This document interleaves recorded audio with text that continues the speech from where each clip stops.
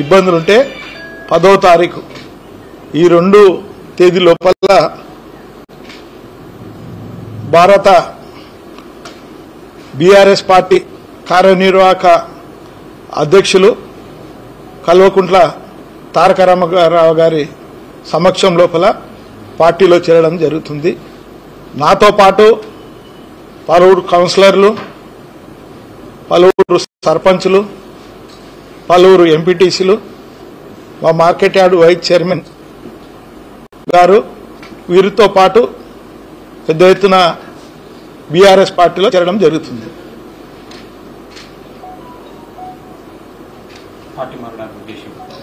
Party గతం లోపల Congress party లోపల కార్యకర్తల సమావేశం ఏర్పాటు చేసి సుమారు 2000 మంది గత 2 నెలల కిందట పార్టీ లోపల మరి కార్యకర్తల భవిష్యత్తు గురించి మాట్లాడడం జరిగింది. మరి పార్టీ పిలిచి ఏమైనా మాట్లాడుతుందేమో అనుకున్నాం, కానీ ఎవరు ఎలాంటి స్పందన లేదు. కాబట్టే మరి ఈరోజు కాంగ్రెస్ పార్టీకి మా అవసరం లేదని నిర్ణయించుకున్న తర్వాత బీఆర్ఎస్ పార్టీలో చేరడానికి సన్నద్ధం చేసుకోవడం జరిగింది.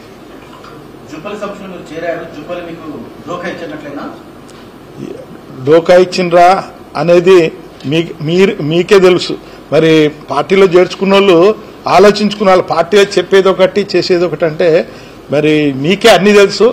మీరు నాకంటే మీకే ఎక్కువ తెలుసు ఏం జరిగింది గద్వాల నియోజకవర్గ కాంగ్రెస్ పార్టీ గురించి, రాజకీయ కారణాలు కూడా మీకే తెలుసు.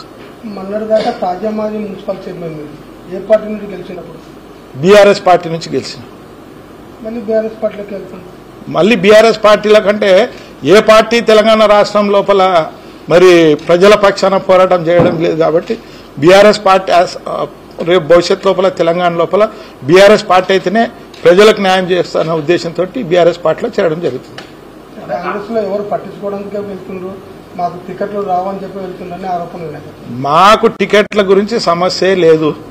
మేము ఏ టికెట్ మీద గెలిచే దమ్ము ధైర్యం మాకుంది. Congress party BC declaration 42% reservation అంటుంది. మీరు ఒక బీసీ నాయకుడిగా 2-3 సార్లు మున్సిపల్ చైర్మన్ గా పనిచేసారు. ఈ సమయంలో మీరు ఎందుకు రాజీనామా చేశారు? బీసీ ఎక్కడ బీసీ ఢిల్లీలో ఊకపోయి ధర్నాలు చేసే బీసీ డిక్లరేషన్ కాదు కదా. ఈ గద్వాల బీసీ ఏమైంది? బీసీ నాయకురాలకి బీసీలకే అవమానం, అన్యాయం జరుగుతుంది. మరి దాని గురించి పిసిసి అధ్యక్షులను కలిసినారు, ఎంపీ గారిని కలిసినారు, అందరినీ కలిసినారు. ఏఐసిసి మెంబర్లు గద్వాలకు వచ్చిపోయినారు. 24 అవర్స్ మీరే చూసిండ్రు. 24 అవర్స్ లో గుడ్ న్యూస్, 48 అవర్స్ లో గుడ్ న్యూస్ అని చెప్పిండ్రు. అన్ని బ్యాడ్ న్యూస్లు తప్ప కాంగ్రెస్ పార్టీలో గుడ్ న్యూస్లు ఎక్కడ లేదు. గద్వాల నియోజకవర్గంలో కాంగ్రెస్ పార్టీలో నేనంటే కొత్తగా పోయిన కాంగ్రెస్ పార్టీలో గతం లోపల 25 ఏళ్ళు పనిచేసిన, మళ్ళీ తర్వాత బీఆర్ఎస్ లో 10 సంవత్సరాలు చేసిన తర్వాత మళ్ళీ కాంగ్రెస్ లోకి పోయినా. కాంగ్రెస్ పార్టీ లోపల పనిచేస్తే మరి బీసీ డిక్లరేషన్ బీసీ అంటున్నారు. ఏడా ఉంది బీసీలకు? గద్వాల నియోజకవర్గంలో బీసీలు న్యాయం జరిగిందే? ఎక్కడ జరిగింది? ఏమిట్లా జరిగింది చెప్పమని చెప్పండి. అవును, అవును, పూర్తి బాధ్యతలు నియోజకవర్గంలో అప్పచెప్పకుంటే గాంధీ భవన్ వరకు పాదయాత్ర చేస్తాను. మరి ఏం లేదు కదా.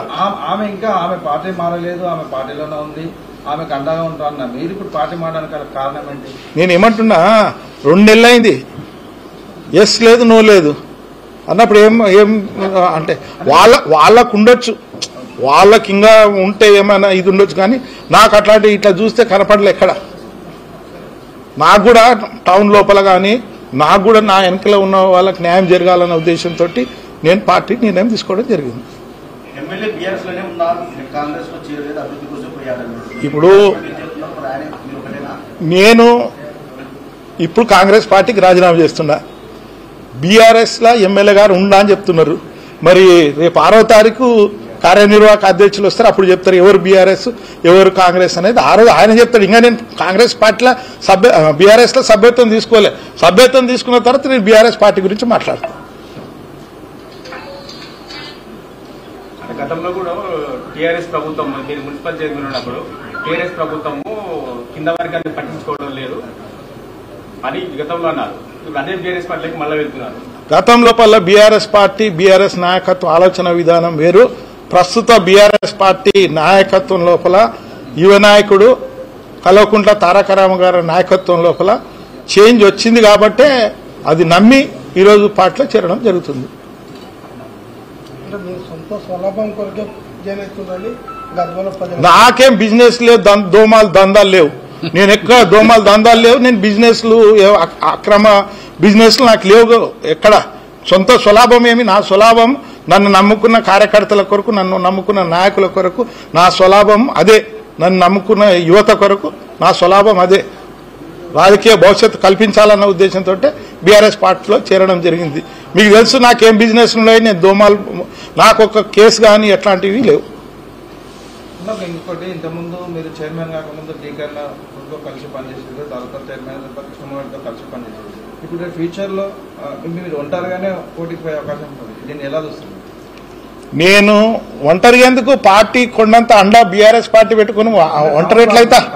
పార్టీ జెండా ఉంటుంది, గులాబీ జెండా కింద పనిచేస్తాం. ఒంటరి ఎట్లయితాం చెప్పండి? కార్యకర్తలు ఉన్నారు ఇంతమంది. అంటే గతంలో కంటే డిఫరెంట్ ఉంటుంది కదా, ఏముంటది? నాయకత్వం నియోజకవర్గం వస్తే బాసానరాయుడు ఉండవచ్చు, అందరూ కూడా కొత్తగా ఉన్నారు. ఇంతకుముందు డీకర్ణ ఉన్నారు, ఇంత తర్వాత కృష్ణమోహన్ ఉన్నారు. ఇప్పుడు ఎవరు లేరు కదా అలాంటి నాయకులు. ఎవరు లేకున్న కాడ పని చేస్తేనే గుర్తింపు, మంచి గుర్తింపు వస్తుంది.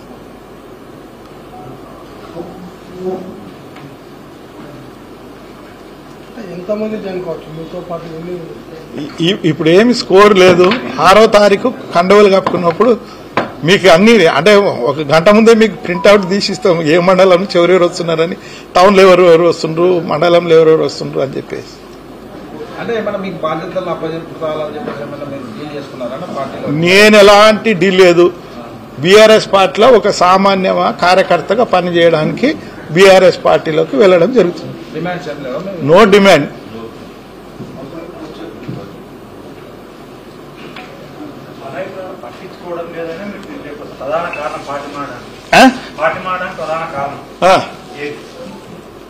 మీకు తెలియదా ఎందుకు గతం లోపల మీటింగ్ పెట్టినాము?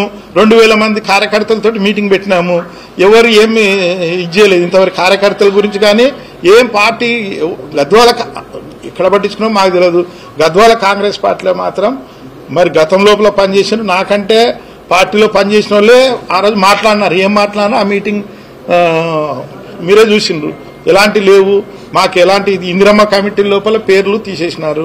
ఇందిరమ్మ కమిటీ ఇండ్లు ఇస్తే మరి కాంగ్రెస్ పార్టీ ఒరిజినల్ కాంగ్రెస్ కార్యకర్తలకు పార్టీ వాళ్ళకి ఎవరికి ఇవ్వలేదు అన్నప్పుడు పార్టీ మరి ఎవరు అందుకొరకు ఫైటింగ్ చేయడానికనే వచ్చినాం. ఎవరు గవర్నమెంట్ లో పెట్టుకొని మీరు ఒకటి వినండి.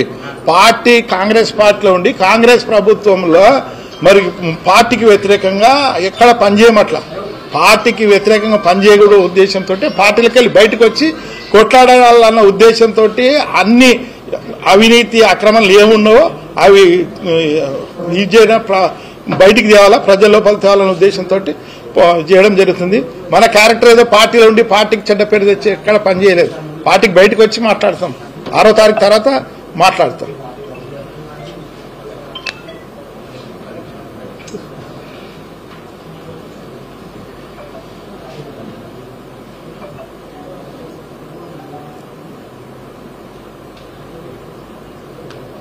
ఏమంటే ఉందే ఏమన్నా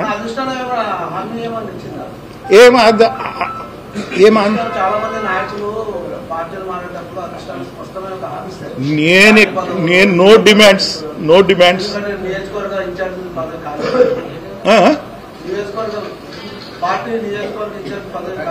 లేదు,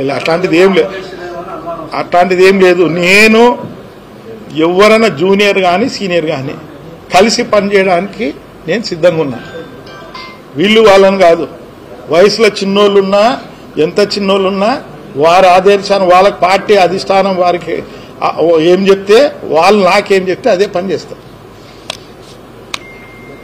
నియోజకవర్గాల పునర్విభజన అయితే ఎమ్మెల్యే కూడా పోటీ చేసే అవకాశం ఉంటుందా?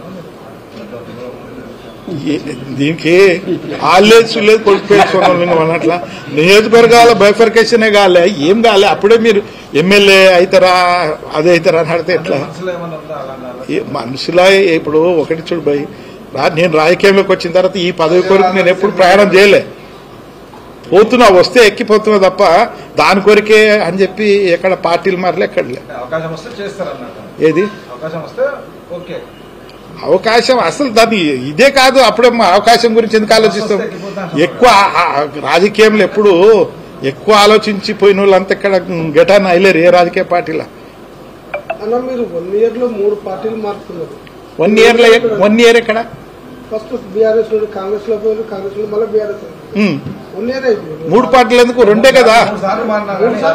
మీరు నన్ను అడుగుతుండ్రు, పెద్దోళ్ళని ఈ ప్రశ్నలు అడగరు. ఈ పార్టీలో ఉన్న ఆ పార్టీలో, ఆ పార్టీలో ఉన్న ఈ పార్టీలో మీరు ప్రశ్నలు అడగరు. ఎవరు? నేను అనుకుంటున్నా నేను చిన్న మనిషిని అనుకుంటున్నా, మీరు పెద్ద మనిషి అనుకుంటా. ఎవరు? 3 సార్లు ఏం మారలే భాయ్ సాబ్. ఇప్పుడు ఒకటి కాంగ్రెస్ నుంచి బీఆర్ఎస్కి వచ్చిన 2014లో, 2014 తర్వాత 10 మూడేళ్ళకి అవుతుంది అంతే. ఎట్లయితుంది? నేను బీఆర్ఎస్ నుంచి కాంగ్రెస్ కి వచ్చిన, కాంగ్రెస్ నుంచి బీఆర్ఎస్ పోతున్నా. ఎవరు? నా గురించి పబ్లిక్ తెలుసు, గద్వాల్ టౌన్ కి గద్వాల్ నియోజకవర్గ ప్రజలకు తెలుసు. ఏమిటి కొరకన్నా నా స్వలాభాపేక్ష ఏం లేదు పార్టీలు మారడానికి.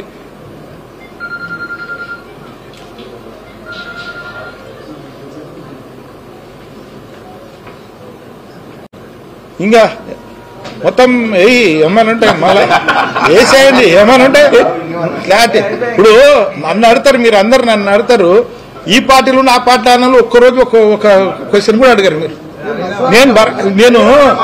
నేనేమంటున్నా, ఎవరు అంటారు ఎవరంటారు? మీరు స్లైడ్లు వేస్తారు, కట్ చేస్తారు. నేను ఒకటి చెప్తున్నా, మీరు ఏమనుకోవద్దు. అందరిని అన్నాను నేను అందరిని అన్నాను. కొంతమంది పిల్లలు చూసి పిట్టలు వేస్తారు. ఏం చేస్తాం? గద్వాల రాజకీయం అట్లుంది. అందరు ఉండేది మళ్ళా మీరు సీనియర్స్ ఉన్నారు. నేను ఎట్లా రాజకీయంలో ఉండవు, మీరు కూడా అట్లే ఉన్నారు. ఎక్కడెక్కడ ఉండాలి. నేను ఒకటి చెప్తా భాయ్ సాబ్, మీరు ఎన్టీవీ ఉన్నారు, వెంకటేష్ గారు మీరు ఎన్టీవీ ఉన్నారు. ఎన్టీవీలో మీరు ఇచ్చిన ఇవి వేయకపోతే మీరు అదే ఎన్టీవీలో ఉంటారా? మారుతారా లేదా?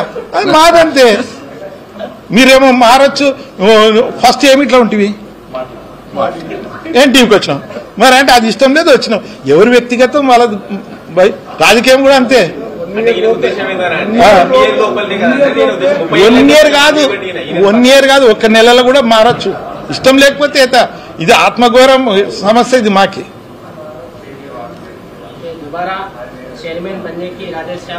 ఏ चेयरमैन गिरमैन क्या 2 बार बने? 2 बार बने हम. सवाल हमारा कांग्रेस के नाम पे 2 महाज है, एक तो मैडम है, एक सर है जो बोल रहे मैं DRS पे हूँ और काम कर रहे कांग्रेस के पब्लिक में ये बात है। और आप पहले वहाँ थे, इसके बाद यहाँ आए, अब दोनों के पास नहीं आप, तो पब्लिक में ये बात है कि आप दोबारा चेयरमैन की सीट हासिल करने के वास्ते अपना एक महाज बना के ताकतवर होकर फिर से इस कुर्सी पे विराजमान होने का इरादा है? नहीं वो शोभ नहीं है. అదంతా ఏం లేదు. మేము ఏదో చైర్మన్ గురించి నేను చెప్పినా కదా, నా రాజకీయంలో నేను ఎప్పుడు పదవి కొరకు ప్రయాణించినది లేదు.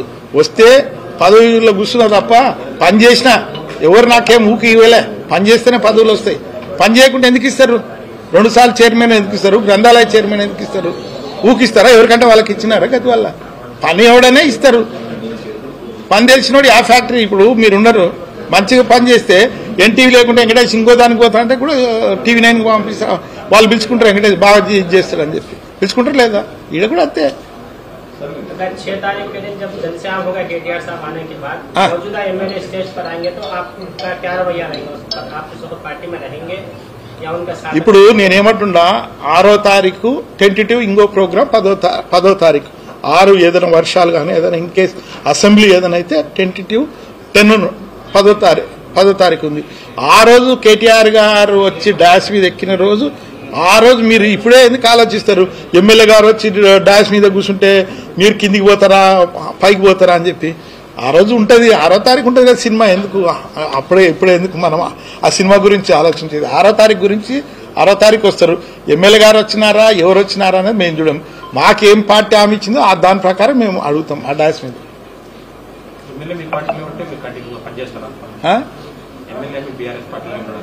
నాకు అధిష్టానం ఏం హామీ ఇచ్చిందో ఆ అధిష్టానం హామీ ప్రకారం నేను పనిచేస్తాను.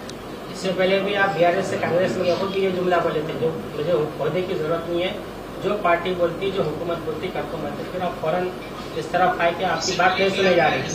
क्या पता कि बीआरएस में भी आपकी बात सुनी जाए दोबारा बीआरएस में आप जा रहे हैं ना, आपकी बात यहाँ नहीं मानी जा रही। पहले उसमें थे आप, मेरी बात नहीं हो रही, पब्लिक को सेवा नहीं कर सकते, सही से बोलते आप कांग्रेस में फिर आपकी बात नहीं सुनी जा रही, तो फिर आप बीआरएस पुरानी पार्टी में आ गए। तो अगर यहाँ भी आपके साथ वही हुआ तो आप क्या करेंगे? वैसा नहीं होता बीआरएस में, वैसा वादा दिए नहीं, वो वादा दिए उसका वास्ते यहाँ शामिल हो रहा बीआरएस पार्टी में। आपके साथ और चारों मंडलों के और कुछ लीडर भी शामिल होंगे, और चारों मंडल जो 5 मंडल 6 तारीख को देखो कौन कौन आते, क्या है, कौन सा मंडल में कौन कौन आते कि आप पहले लिस्ट देते सब जने 1 घंटा।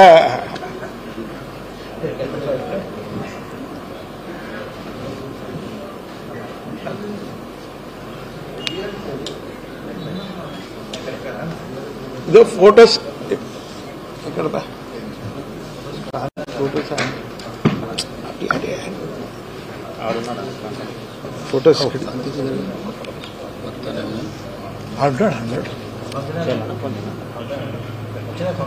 పంపిండా కేటీఆర్ దిగిన